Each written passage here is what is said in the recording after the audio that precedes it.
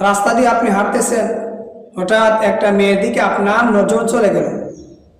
নজর চলে যাওয়ার পর সাথে সাথে আপনি তার দিকে না তাকিয়ে আপনার নজরটাকে হেফাজত করে নিচের দিকে তাকিয়ে রইলেন, অথবা তার থেকে নজরটা ফিরিয়ে নিলেন। আমি মনে করি আপনার মধ্যে আর যা কিছু থাকুক না কেন, আপনার ভিতরে আল্লাহর ভয় এবং আপনার ভিতরে আত্মসম্মান বোধ রয়েছে। কারণ আপনি একটা যুবক মানুষ, শয়তান আপনার ভিতরে কাজ করে।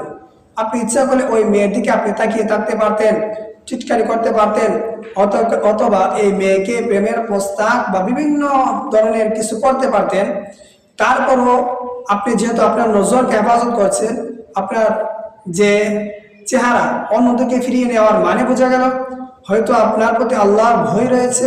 2 নম্বর, আপনার সম্মানের মধ্যে একটা আঘাত আসবে যে আমি এমন একটা বংশের লোক, আমার বাবা এরকম একটা সম্মানিত ব্যক্তি, যে ব্যক্তিটা আল্লাহকে ভয় করে, এবং তা মানুষ বলবে যে এমন একটা সম্মানিত একটা ব্যক্তির ছেলে হয়ে ওই মেয়ের দিকে কিভাবে তাকালো, মেয়েকে নিয়ে কিভাবে কথা বললো, মেয়ের সাথে কিভাবে সম্পর্কে জড়ালো। ওই যে একটা জিনিস, ওই জিনিসটা থেকে আপনাকে হেফাজত করলো কে? একমাত্র আল্লাহ।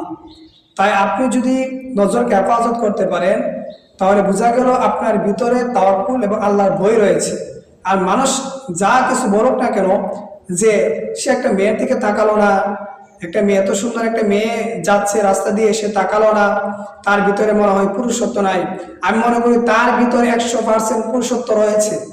যে ওই রকম বলে যে সে না তাকানোর কারণে তার ভিতরে পুরুষত্ব নাই, তার ভিতরে পুরুষত্ব নাই।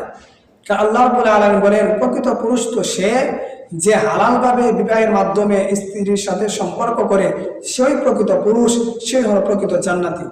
তাই আল্লাহ রাব্বুল আলামিন আমাদেরকে নজর হেফাজত করার এবং প্রকৃত মুসলিম হওয়ার তৌফিক